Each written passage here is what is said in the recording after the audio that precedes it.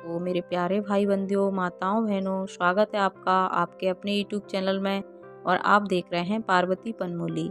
आज हम बात करेंगे कि एक स्त्री या महिला को जब भी हम मायके जाते हैं, मायके से हमें किन चीज़ों या किन वस्तुओं को कदापि नहीं लाना चाहिए, कभी भी नहीं लाना चाहिए, क्योंकि उससे हमारे जीवन पर बहुत ही बुरा प्रभाव पड़ता है। तो इन बातों के बारे में हम आगे जानेंगे। अगर आप मेरे चैनल पर नए हैं तो मेरे चैनल को सब्सक्राइब कीजिए, लाइक कीजिए और कमेंट कीजिए। तो आइए हम इन बातों के बारे में जानते हैं। सबसे पहला है लाल मिर्ची।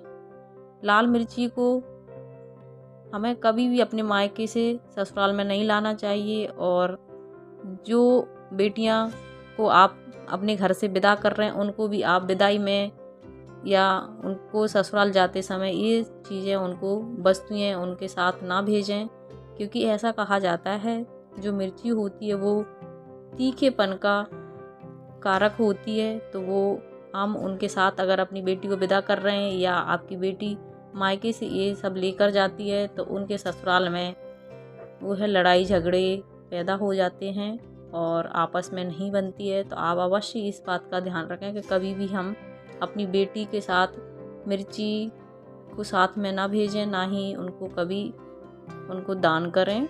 और आप अगर मायके जाती हैं तो आप अवश्य इस बात का ध्यान रखें कि आप ये चीज़ ना लेकर आएँ। और अगला हम जान लेते हैं दूसरा है नमक। नमक भी हमें कभी भी अपनी बेटी की विदाई के समय उसके साथ नहीं रखना चाहिए, ना ही उसको देना चाहिए।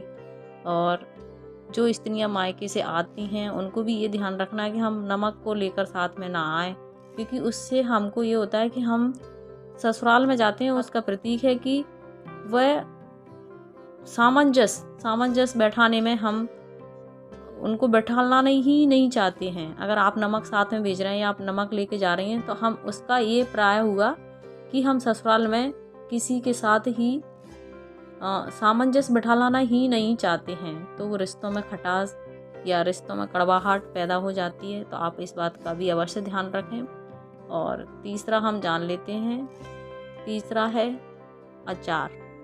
अचार हमको कभी भी, अचार वैसे भी खट्टी प्रवृत्ति का होता है। इससे कहा जाता है कि अगर आप अपनी बेटी को विदाई में अचार साथ में भेजते हैं या जो भी महिला मायके से अचार लेकर आती हैं अपने साथ में, तो ससुराल में उसके जो भी जिससे रिश्ते हैं, परिवार से रिश्ते हैं, उसमें खटास पैदा हो जाती है। तो आपको ये भूल कभी भी नहीं करना है। आप इन बातों का अवश्य ध्यान रखें तो आपके जीवन में खुशहाली बनी रहेगी, सुख समृद्धि बनी रहेगी। मैं ऐसी आशा करती हूँ। प्लीज़ मेरी वीडियो को अच्छी लगे तो लाइक, शेयर और सब्सक्राइब कर लीजिए। Thank you.